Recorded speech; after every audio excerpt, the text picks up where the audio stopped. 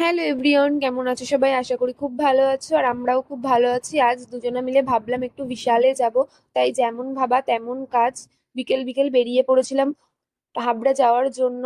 আর এই ঠাকুরনগর রাস্তাটা দিয়ে গেছিলাম কারণ গোবরডাঙ্গায় উঠেছে জল, কারণ যেহেতু 1 মাস টানা বৃষ্টি হচ্ছে, তো এখানে আমাদের এদিকে চারিদিকে জল বেঁধে গেছে। সেই কারণে আমরা কুটিপাড়ের রাস্তা ধরে এই গেছিলাম ঠাকুরনগর। ঠাকুরনগর স্টেশনে যাওয়ার আগে গাড়িটা গ্যারেজ করে নিয়েছিলাম, তারপর চলে এসেছিলাম স্টেশনের ওপরে। স্টেশনে এসে প্রায় পাক্কা 1-1.5 ঘন্টা দাঁড়িয়েছিলাম ট্রেনের জন্য। সেই ট্রেনের দেখা মোটে মেলে না। তারপর অবশেষে ট্রেনটা আসলো, আর ট্রেনে ভিডিও করতে পারিনি কারণ ট্রেনে ছিল প্রচন্ড ভিড়, নিজেরাই উঠতে পারছিলাম না।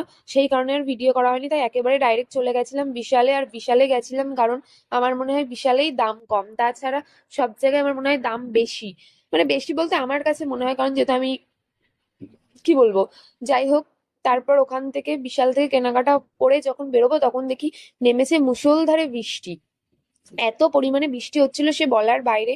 তারপর ভাবলাম চল বৃষ্টির মধ্যেই বেরিয়ে যাই, না হলে বৃষ্টি কখন থামবে সেই অপেক্ষা করতে গেলে আমরা আর বাড়ি যেতে পারবো না।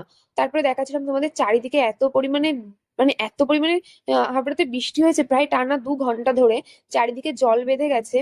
তারপর চলে এসেছিলাম স্টেশনের ওপরে। স্টেশনে এসে খেয়ে নিয়েছিলাম একটু লস্যি, কারণ একটু খিদে খিদেও পেয়েছিল। প্রায় সেই বিকেল বিকেল বেরিয়েছিলাম, আর লস্যিটা বেশ সুন্দর ছিল। আর এই দোকানের লস্যিটা বেশ সুন্দর। আমরা লস্যি খেতে থাকি, আর তোমরা সুন্দর সুন্দর ভিডিও দেখার জন্য সাবস্ক্রাইব করো।